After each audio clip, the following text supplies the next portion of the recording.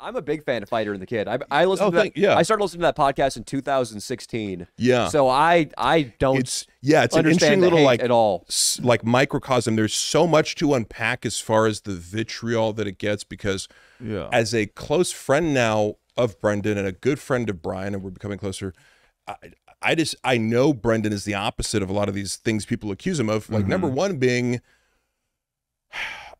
he's generous and he's caring. So like people will, for example, accuse him of being narcissistic or I'm like, he's like the least exploitative person that I've probably ever met or worked with or worked for. So I get to see these things up close and get kind of evidence of like, you're accusing him of this, but actually it's more like this. And I love that psychology of like projection and why people get so upset about somebody doing something. Because, for example, he's doing stand-up comedy. If you didn't like a stand-up comic, most people go, I'm not going to watch him. Right. I'm not going to pay attention to him. That's how I you know, I'm not obsessed with Hannah Gadsby. Yeah. She's pretty talented. You're missing out. Yeah, you know, but I'd never even watched your special. I've just seen clips of it to know that, like, hey, the people who I care, whose opinion I might care about, that would funnel me towards her special, say it's, you know, sort of unwatchable. But so it's an interesting thing. The douchebag thing, there was a point where I would care about people calling me a douchebag, you know, where I'd be like, what does that mean about, no, it doesn't really mean much about myself, because it's such a vague term too.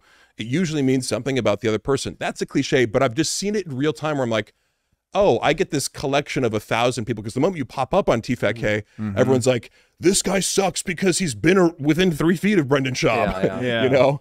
And so it's been interesting seeing, like, I know I'm innocent of like a major wrongdoing, you know, I didn't like hurt these people's feelings in some way other than just merely existing. And so you get an understanding of that to some degree just in real life without having any notoriety. Some people are just going to look at me and not like me. That's okay. But I get to then also, with enough people, you get to be like, okay, you look like this, you look like this, you look like this.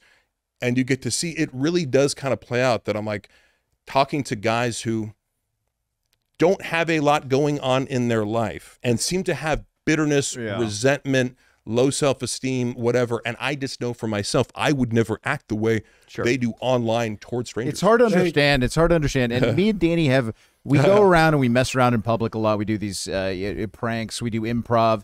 And it's almost so difficult to get somebody that's just in shape to be upset at all. It's crazy. Right.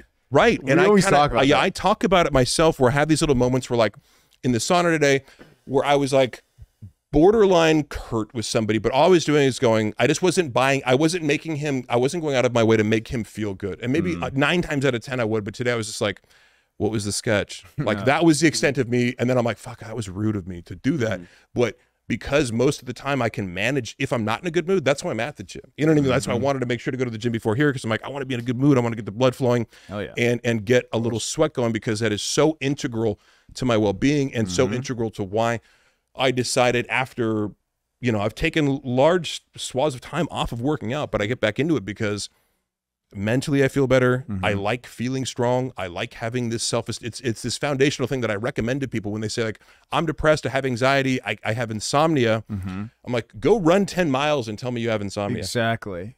It's not only that, it's a way to get off drugs too. Right. You supplement the drug use. I don't even supplement it, but you kind of put it, you work out when you have a craving or you're having withdrawals, and, you know, eventually. Yeah, Eminem did that. Eminem did that, yes, famously, right, with his pill addiction. Yeah. I will say about the haters, though, and the Brendan Schaub thing. Brendan Schaub, still, the haters be damned. He lives a 1% life, the top 0.5% life. What do you think? Brendan Schaub probably makes $100,000 a month from his comedy.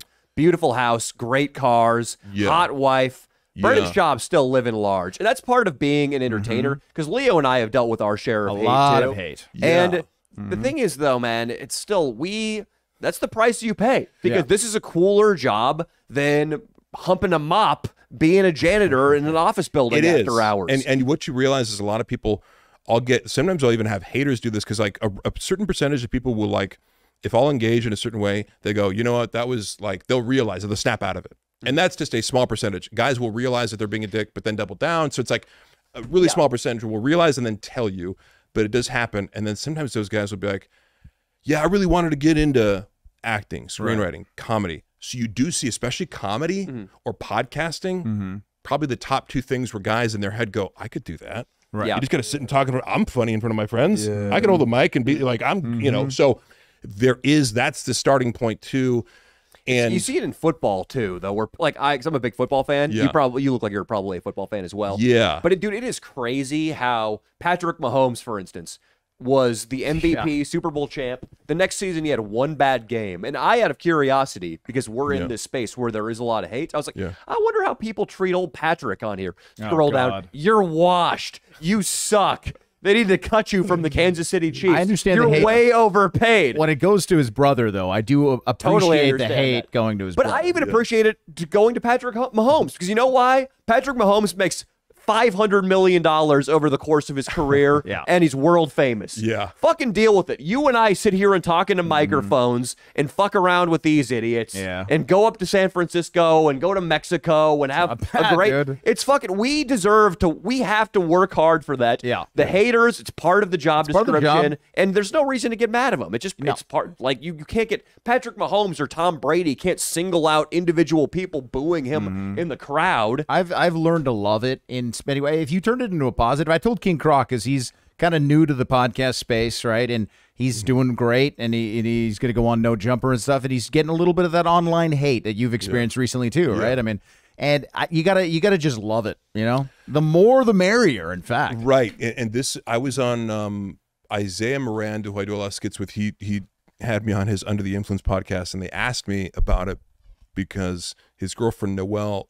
He was like, and he kind of threw under the bus, but I'm friends with Noelle, so it's all good. He was like, Noelle thinks that you are really bothered by it. And I used this example of... Bothered by shit talking. Yes, because I'll write back and like, you might see me write 4 sentences to somebody. I like that. The thing is, and then I'll post it to my story, right? No, like, as you know, do you know how quickly I can formulate 3 sentences? It's like it's like a knee-jerk reaction. The idea that because you constantly, if you respond, you constantly get accused of being angry.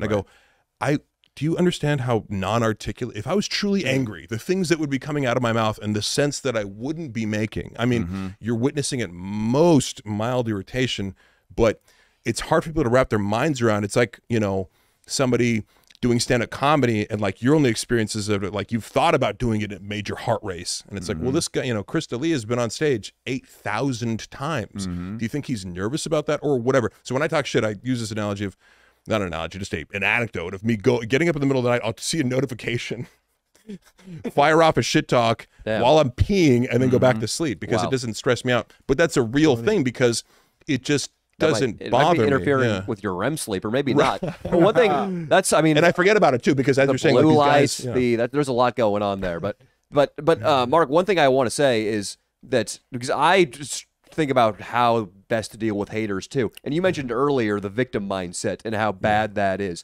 One of the reasons the victim mindset is so bad is because your mental picture is I'm a loser, there's no hope, therefore I'm not going to try hard.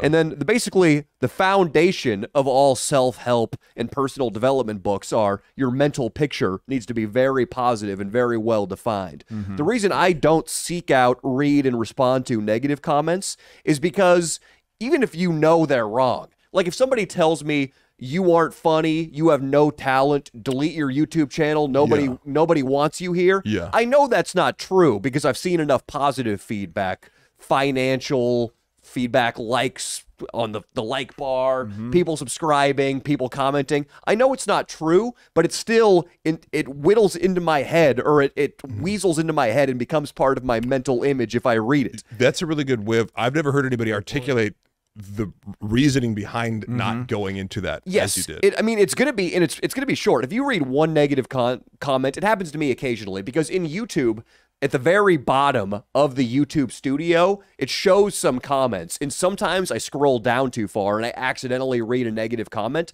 I stop thinking about it an hour later. It's gone. But for that hour, you've let a negative thought seep in about maybe I'm not funny, maybe I'm not talented. And that is tainting the mental picture that is the opposite of the victim mindset mental picture.